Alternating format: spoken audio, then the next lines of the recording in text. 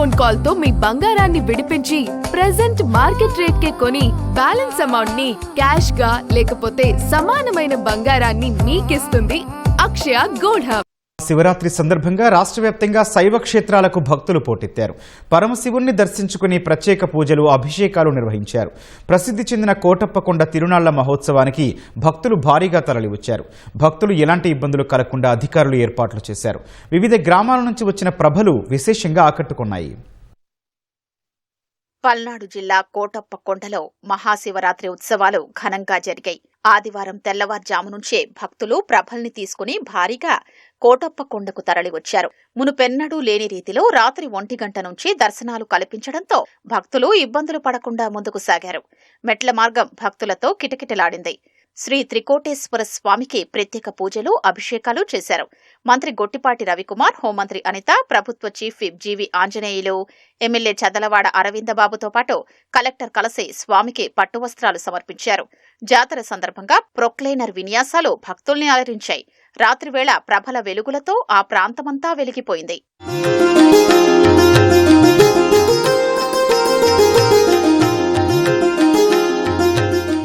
భక్తుల రాకతో కోటప్పకొండ జనసంద్రంగా మారింది. ఘాట్ రోడ్డులో ఆర్టీసీ బస్సు సాంకేతిక కారణంగా ఆగిపోవడంతో బస్సుల రాకపోకలు చాలాసేపు నిలిచిపోయాయి. దీంతో కొండ మీద, కొండ కింద వేలాది మంది భక్తులు ఆగిపోయారు. కొండపై నుంచి కిందకు వెళ్లే మార్గం లేక భక్తులందరూ ఘాట్ రోడ్డులో నడిచి వెళ్లేందుకు ప్రయత్నం చేయగా మరింత ట్రాఫిక్ సమస్య తలెత్తింది.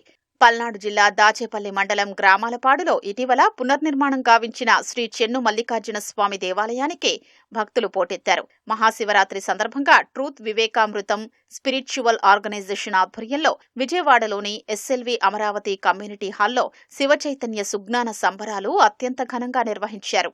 యనమల కుదురు రామలింగేశ్వర ఆలయాన్ని దర్శించుకునేందుకు భక్తులు పెద్ద సంఖ్యలో తరలివచ్చారు. బాపట్ల జిల్లా చినగంజాం మండలం కొత్తపాలెంలోని బాలకోటేశ్వర స్వామి, సోపిరాలలో కోటేశ్వర స్వామి దేవాలయాల్లో తిరునాళ్ల మహోత్సవం కన్నుల పండుగగా సాగింది.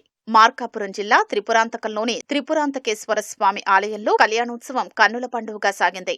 శ్రీకాకుళం జిల్లా టెక్కలి మండలం రావివలసలోని ఎండల మల్లికార్జున స్వామి ఆలయం భక్తులతో కిటకిటలాడింది. పార్వతీపురంలో ఉమారామలింగేశ్వర ఆలయం, పశుపతినాథ ఆలయం వద్ద లింగోద్భవ పూజలు జరిగాయి. కోనసీమ జిల్లా అమలాపురంలోని బ్రహ్మకుమారి హార్మోనీ హౌస్ వద్ద ఏర్పాటు చేసిన 12 జ్యోతిర్లింగాల్ని భక్తులు దర్శించుకున్నారు. ఇమ్మడి వరప్పాడులో పరమశివుణ్ణి ఆరాధిస్తూ శూలాల ధారణ భక్తి శ్రద్ధలతో నిర్వహించారు.